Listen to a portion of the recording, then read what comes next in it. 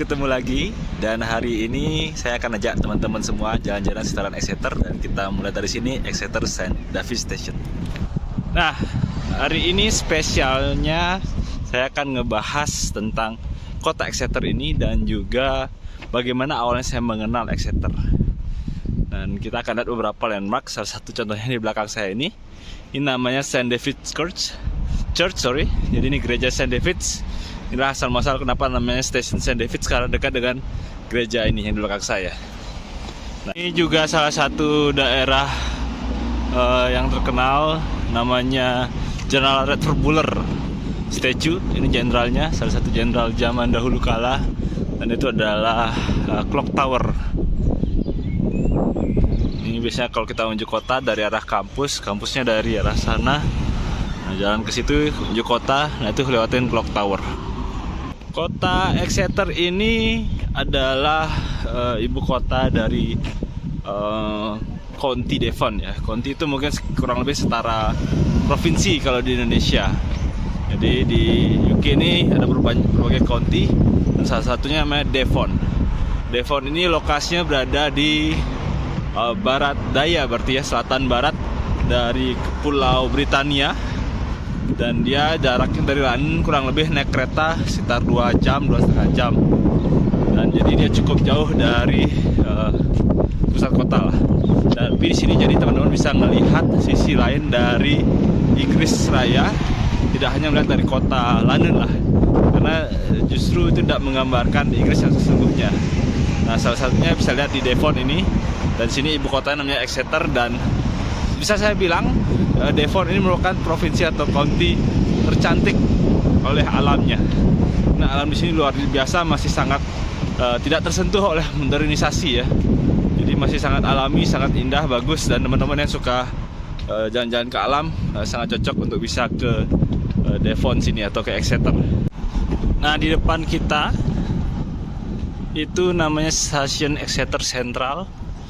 Jadi ini sebenarnya stasiun yang yang utama lah, yang berada di pusat kotanya Exeter gitu ya. Jadi kalau kereta dari London tuh banyak berhenti di Central atau di St. David's. Cuman stasiunnya agak kecil dan agak sulit berkembang karena kanan kirinya udah bangunan gitu ya. Jadi yang sekarang banyak konektor ada di St. David's yang baru-baru berkembang gitu. Tapi bilang yang pusat, yang lebih dekat kota ya ini Exeter Central Station. Lokasinya memang sangat strategis sih, kiri kanannya banyak ada tempat makan dan sebagainya macam. Sebelahnya ada Northern Hay Gardens, itu taman bersejarah perang gitu deh kurang lebih. Dalamnya ada berbagai monumen, taman buat jalan-jalan, cocok untuk keluarga. Nah, bangunan merah ini namanya RAM, Royal Albert Memorial Museum. Jadi ya, dalamnya adalah museum yang didedikasikan untuk King Albert. Di banyak hal-hal menarik, pusat culture seni dari Devon tuh bisa dilihat dari sini.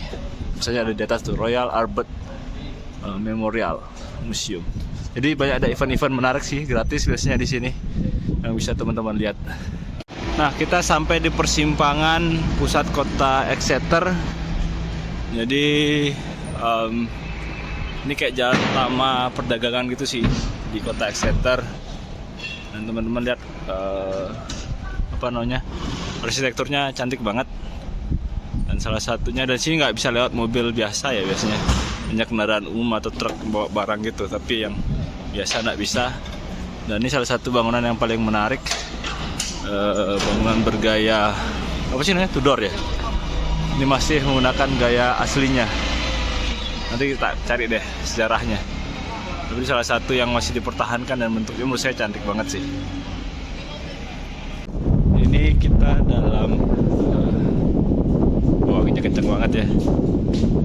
Ini salah satu toko-toko yang tua gitu yang ada di Exeter. Saya suka sih lihat barnya.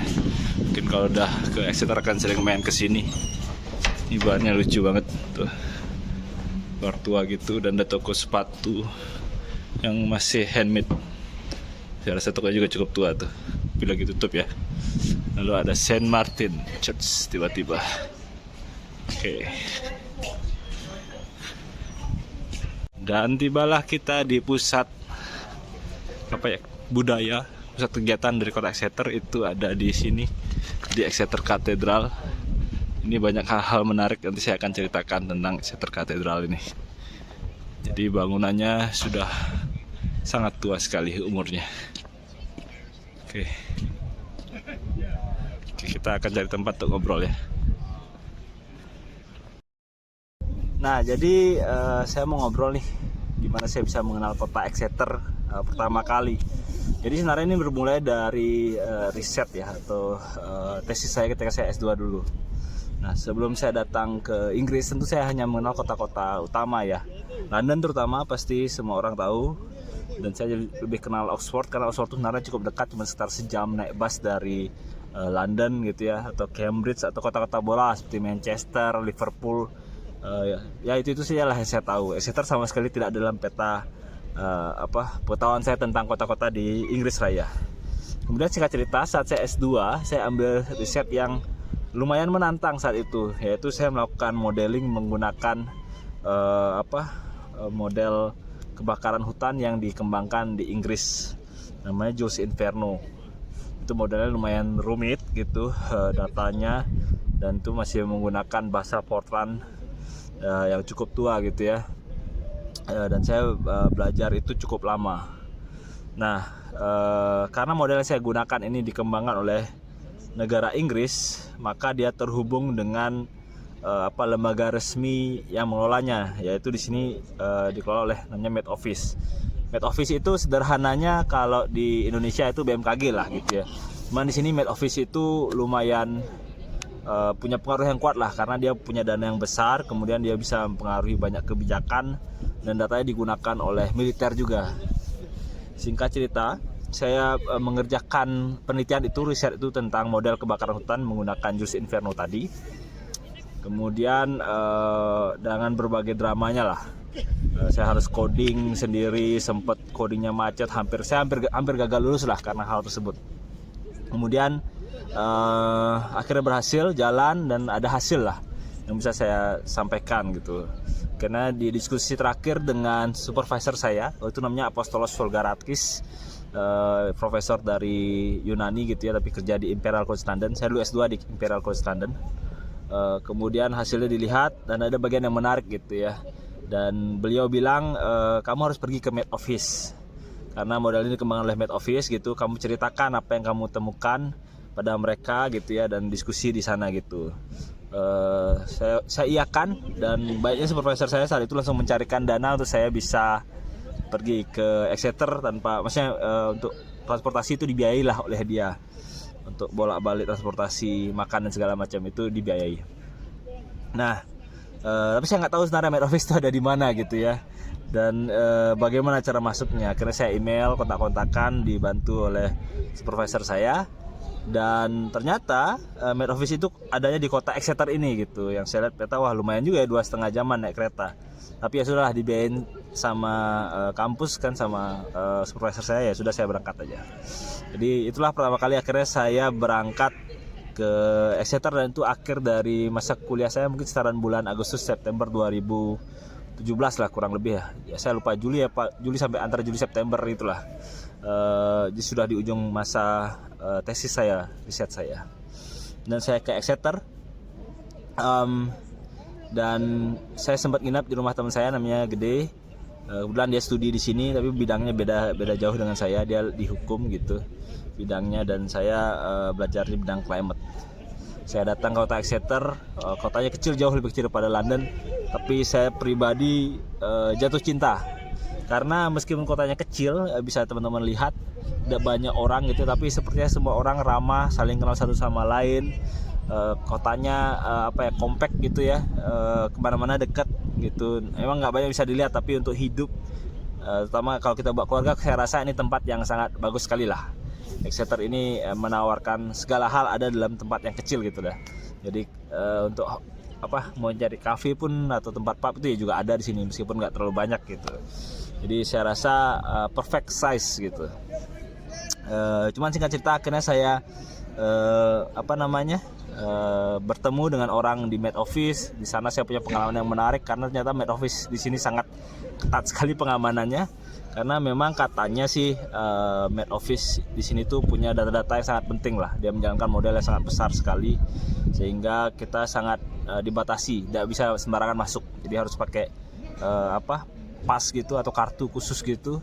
Dan kita juga tidak boleh mengambil gambar di dalam kantor Med Office itu sendiri. Jadi sayang sekali saya tidak bisa menikmati Med Office itu dalam bentuk video atau foto gitu ya. Saya hanya mengingat dalam memori saya itu kantornya seperti apa gitu. Itu yang membuat saya agak sedikit tidak happy gitu. Cuman itu yang membuat saya terkenang juga terhadap Med Office dan Exeter secara general gitu. Dan akhirnya ya itulah perjalanan saya satu-satunya saat itu ke kota Exeter. Dan berakhir di sana. Akhirnya saya lulus dari Imperial College London, menyelesaikan studi saya, dan akhirnya kembali ke Indonesia untuk bekerja ke kantor saya sebelum akhirnya pindah lagi ke universitas. Nah, kita lanjut ngobrolnya setelah akhirnya saya balik ke Indonesia. Kemudian saya kerja di Universitas Udayana sebagai dosen. Dan saat itu saya yakini bahwa saya harus S3 segera, karena saya senang belajar tentu juga, dan juga saya ingin segera meningkatkan karir saya lah sebagai dosen. Jadi S3 itu satu hal yang wajib lah, harus yang pasti lah gitu ya. Nah, jadi saya mulai lalu cari-cari universitas, dan tentu saya tidak langsung kepikiran Exeter University. Saya kepikirannya saat itu masih ya yang biasa lah, London tempat saya dulu, terus Oxford, Cambridge, yang gitu-gitulah kurang lebih. Beberapa negara Skandinavia atau ke Belanda. Nah, itu saya sempat searching banyak banget, dan memang tidak banyak yang sesuai gitu, dan cukup tricky ya karena mencari yang sesuai untuk saya dan juga untuk istri saya gitu. Nah, di tengah-tengah kebingungan itu akhirnya saya teringat lagi bahwa tentang kota Exeter ini gitu ya. Meskipun saya belum pernah mengenali kampusnya, saya hanya melihat Med Office saat itu ya, melihat kotanya juga sekilas saja. Tapi logika saya berpikir bahwa kalau Med Office ada di Exeter, bisa jadi kemungkinan di Exeter ini juga kampusnya itu bagus di bidang meteorologi atau dan klimatologi gitu, yang merupakan core dari Med Office itu sendiri gitu ya. Logika saya ya seharusnya dia dalam satu kota yang sama harusnya berinteraksi lah gitu ya. Dan akhirnya mulailah saya searching tentang si University of Exeter. Dan saat saya searching, memang menariknya di University of Exeter tidak ada Department of Climate, tidak ada Faculty of Climate gitu ya. Tetapi peneliti bidang climate atau bidang iklim itu banyak banget dan jago-jago banget. Cuman dia tersebar di berbagai departemen. Jadi memang tidak dibuat satu khusus departemen gitu loh. Tidak seperti misalnya di Reading ada Department of Meteorology gitu ya, khusus gitu. Atau di mana gitu ada khusus departemen climate gitu. Dan di sini nggak ada. Nah, jadi kita harus searching multi department. Nah, kebanyakan dari peneliti iklim yang ada di Exeter itu biasanya ada di departemennya matematika, statistik, dan juga departemennya geografi. Kemudian ada yang di sustainability, environment gitu-gitulah. Jadi dia nyebar di mana-mana dan kita harus cari gitu. Dan jadi saya cari listnya tuh, wah panjang banget ternyata, luar biasa. Exeter ini, university ini bidang climate-nya itu sangat luas sekali dan sangat aplikatif gitu ya. Jadi bidang dia bisa masuk ke ekonomi, ke lingkungan tentunya ya, ke berbagai sektor lah, kehidupan, kesehatan gitu. Tapi core-nya tetap sama, climate gitu. Matematika juga ada menggunakan climate gitu sebagai objek utama risetnya. Nah, dari sekian banyak itu saya mulai filtering satu persatu. Saya juga bingung awalnya bagaimana filteringnya. Nah, kebetulan di tahun itu 2020 ya, kalau saya 2021 gitu, saya ketika searching itu saya menemukan Reuters itu mengeluarkan sebuah list tentang peneliti iklim paling berpengaruh di dunia. Nah, saat itu karena isu perubahan iklim kan lagi naik lagi tuh. Jadi Reuters tuh mengeluarkan list gitu. Ada 1000 kayak peneliti iklim di dunia yang paling berpengaruh di dunia. Nah, sana saya bisa membantu saya memfilter yang mana peneliti iklim yang bagus dan yang biasa saja gitulah. Jadi saya bisa list gitu. Dan tentu banyak nama dari Oxford, ada Cambridge, ada Imperial London tempat saya dulu juga banyak. Dan menariknya juga banyak banget dari Exeter dan Med Office gitu. Nah, salah satunya akhirnya saya lihat. Jadi kalau saya kan pasti coba cari yang achieve paling atas lah gitu ya. Nah, di Exeter itu yang paling atas, atau bukan hanya di Exeter tapi di seluruh Inggris, itu yang paling topnya itu namanya Profesor Pierre Friedlingston. Dan untungnya dia ternyata berbasis atau stay atau berada di University of Exeter.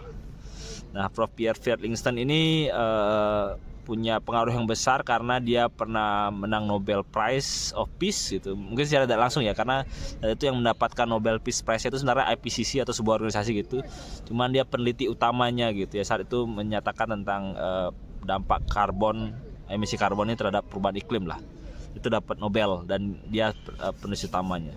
Dan dia punya banyak sekali list penghargaan luar biasa dari Royal Meteorological Society, dari European Meteorology, Geografi segala macam. Banyak banget dia punya penghargaan di bidang ini, dan saya menemukan bahwa memang riset-risetnya punya pengaruh yang sangat besar, terutama ketika dia menghasilkan Global Carbon Budget ya. Jadi itu adalah sebuah perhitungan dunia tentang berapa karbon yang dilepas atau yang ada di dunia saat ini, di atmosfer dan di lautan kita dan di darat, yang berdampak terhadap perubahan iklim. Dan ini laporan yang dirujuk oleh peneliti besar di seluruh dunia yang ingin meneliti tentang perubahan iklim dan juga karbon gitu. Nah, jadi saya melihat profil beliau ini hebat sekali gitu ya. Bahkan lebih hebat daripada berbagai profesor yang sempat saya kontak di Oxford, di Cambridge atau di Imperial pada bidang saya gitu ya. Beliau ini jauh sekali gitu. Dan saya sebenarnya cukup ragu bahwa orang sehebat ini apakah mau menjadi supervisor buat saya yang hanya peneliti yang biasa-biasa saja gitu. Tapi ya saya coba sajalah, pasrah saja gitu, nggak ada salahnya kan. Sembari saya juga email banyak profesor lainnya gitu ya. Dan akhirnya dari sekian banyak profesor, mungkin ada belasan itu banyak banget yang nolak saya. Dan dari Prof Pierre tidak membalas saya saat itu, saya sudah pasrah juga ya. Saya anggaplah ya kemungkinan besar dia tidak terima saya gitu. Tapi akhirnya sekitar 3 bulan 4 bulan setelah email saya ke Prof Pierre Friedlingston ini, dia membalas. Ternyata dia tertarik untuk menerima saya sebagai mahasiswa S3 di bawah bimbingan beliau. Dan dia hanya bilang bahwa ya dia hanya kelewatan balas email saya karena saat saya email itulah sedang masa-masa dia sangat sibuk untuk mempersiapkan Global Carbon Budget yang tadi saya ceritakan. Jadi dia tidak sempat gitu. Tapi dia masih ingat dan dia masih simpan email saya, sehingga berbulan-bulan setelah saya email itu beliau masih sempatkan untuk membalas dan bilang bahwa ya beliau mau bersedia untuk menjadi supervisor saya. Dan disitulah akhirnya saya memutuskan, saya sudah stop, saya nggak akan cari supervisor lain lagi. Saya nggak mau berusaha cari balik ke Imperial College London atau Oxford atau Cambridge atau Harvard, ETH Zurich atau apapun lah. Sudah, ini saya rasa pilihan sudah yang luar biasa dan rezeki yang luar biasa. Jadi saya tetapkan hati saya bahwa saya dan keluarga akan memilih untuk ke Exeter di UK ini. Jadi kurang lebih gitu awal muasal bagaimana saya akhirnya berakhir ke Exeter. Dan sampai sini saya sama sekali tidak menyesalinya. Saya sangat menikmati kampus, bagaimana universitas saya sangat suportif terhadap mahasiswa S3-nya. Selain saya diberikan akses terhadap model yang mereka miliki, akses terhadap komputer, superkomputer yang mereka miliki, tidak hanya Exeter ya, tapi superkomputer yang dimiliki oleh Met Office, juga oleh NCAS, itu punyanya pemerintah Inggris juga. Itu saya punya akses karena saya jadi mahasiswa di sini gitu ya. Itu saya dapat akses, kemudian saya dapat funding, dapat uang khusus untuk bisa ikut conference, penelitian, publikasi segala macam, dan juga dapat khusus akses untuk publikasi gratis yang mahal banget gitu. Yang kalau saya bayar sendiri mungkin satu kali publikasi riset saya harus bayar 40 juta, 50 juta gitu ya. Tapi ini saya bisa gratis hanya menggunakan nama Exeter gitu, Exeter University. Jadi saya merasa sangat dibantu. Dan profesor saya sangat suportif. Dia tidak pernah memaksa saya, menekan saya. Dia mengencourage dan memberikan saya jalur bagaimana saya bisa sukses lah di riset ini gitu. Itu nanti saya akan cerita lebih banyak lagi tentang Exeter, tapi kita akan lihat-lihat lagi sekitaran sini beberapa lokasi-lokasi utama di kota Exeter sambil kita nanti perjalanan balik saya ke stasiun St. Davis. Oke, see you. Nah, ini kita di Exeter Cathedral. Jadi ini salah satu keunikannya, di dalam itu ada the longest apa dia bilangnya ya? Jadi ceilingnya itu atau roof di dalamnya itu yang terpanjang yang tidak ada putusnya gitu. Itu adanya di Exeter Cathedral ini gitu. Dan ini sebenarnya sudah beberapa kali direnovasi karena sempat sedikit rusak saat terjadi Exeter Blitz. Exeter Blitz itu adalah serangan dari Nazi mengirim bom-bom gitu ke kota Exeter. Dan salah satunya kena di bangunan ini gitu. Jadi ada beberapa part yang diperbaiki. Di sana juga nanti ada gedung lain yang hancur lebur dan dibiarkan gitu untuk menunjukkan bagaimana dulu perang itu berdampak sangat buruk lah terhadap kota ini. Nah, ini tempat yang asik banget, nanti summer ini rame banget akan orang minum-minum makan di sini. Ini karena lagi spring aja, tanggung gitu ya. Dan ini agak sepi karena ini sudah jam 6:30 malam, tapi masih terang benderang ya karena spring. Jadi kalau di sini tuh semakin dekat ke summer atau musim panas tuh makin panjang dia mataharinya. Jadi bisa sampai jam 8 jam 9 malam tuh masih terang benderang lah di sini kurang lebih. Nah, ini ada bangunan gereja tua di sekitaran Exeter Cathedral. Banyak orang tua di sini memang mereka suka jalan-jalan, masih seru lah, masih umur segitu masih bergaya lah. Nah, ini adalah St. Catherine Chapel masalah ya. Dulu sebenarnya ini kan satu kawasan suci gitulah di Exeter ya, termasuk chapel ini. Ini yang salah satu kena bom yang lumayan parah saat terjadi Exeter Blitz dan sengaja dibiarkan seperti ini. Jadi tujuannya ya agar kita mengerti bagaimana runtuhan itu terjadi akibat dari proses perang itu. Dan dia masih menyisakan beberapa fragmen-fragmen ya dari cerita ini. Dulu di sini tuh ada ya, ada guci-guci gitulah kurang lebih ya, fragmen-fragmen asli lah. Ini masih disimpan di sini, ditaruh tuh.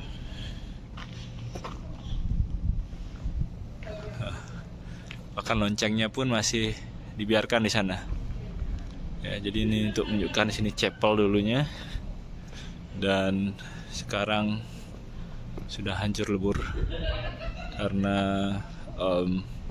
Exeter Blitz tadi. Nah, ini Princess High, itu Princess High.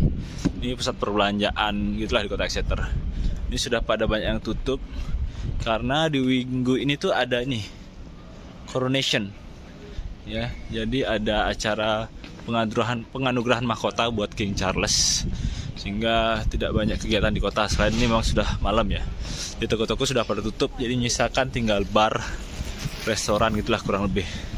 Jadi saya nggak akan masuk terlalu dalam untuk ngeliatin sekilas saja dari Princess High ini. Jadi ini kawasan yang lumayan luas lah untuk bisa belanja dan segala macam. Tuh, sana tuh masih jauh masuk ke dalam.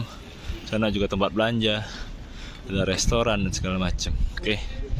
Nah, sekarang kita akan balik, kita akan lihat dari jalan utama dan kita akan jalan ke St. Davis. Nah, ini High Street-nya Exeter. Jadi kalau di Inggris itu salah satu ciri khasnya adalah High Street ya. High Street itu jalan utama gitu, dan dia ada di mana-mana. Jadi maksudnya setiap kota lah punya high street, nggak semua tapi banyak gitu. Misalnya Oxford tuh juga punya High Street, sini Exeter punya High Street, terus ada apa namanya Edinburgh kalau salah juga punya High Street. Jadi kayak jalan utama gitu, jalan utama yang banyak ada pertokoannya, pusatnya lah gitu, pusat kehidupan yang didesain oleh kota itu bisa diberi nama High Street kayak ini. Tuh ada lukisan yang terkenal tapi wah kena vandalisme itu.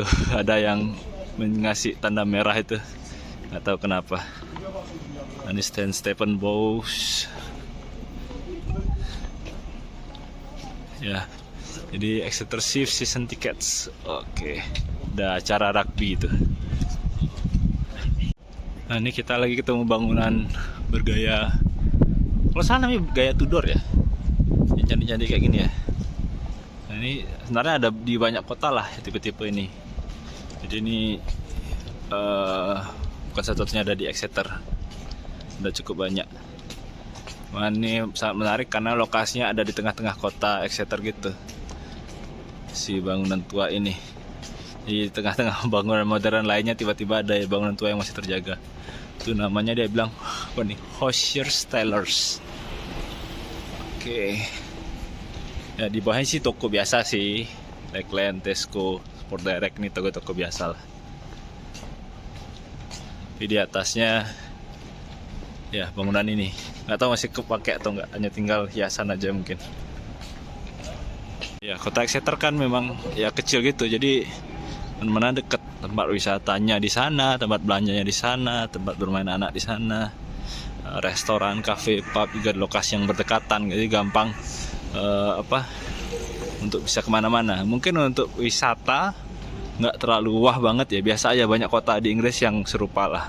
Tetapi untuk tinggal saya rasa ini perfect size, ukuran yang sempurna untuk terutama buat keluarga ya. Mungkin yang single kalau suka berpetualang gitu ke alam, ini bagus juga. Tapi kalau yang sukanya adalah kota ya tentu bukan Exeter pilihannya ya. Banyak yang lebih menarik gitu. Nah ini bangunan William John Platers Dickinson Mayor ya, selesai di 1838 di bangunan tua. Jadi di Exeter banyak bangunannya kayak gitu, bangunan tua, bangunan baru berdekatan gitu ya.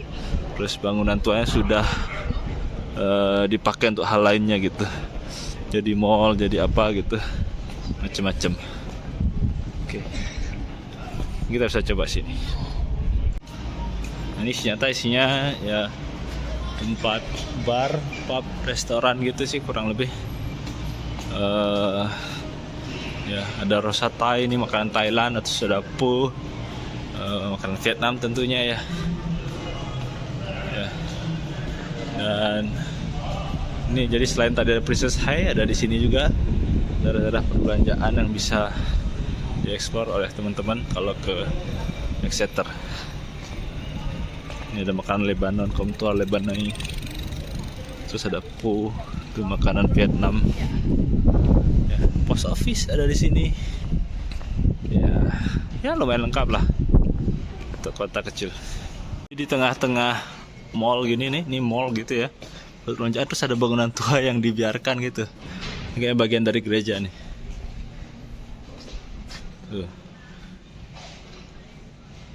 Ini church nyata ya.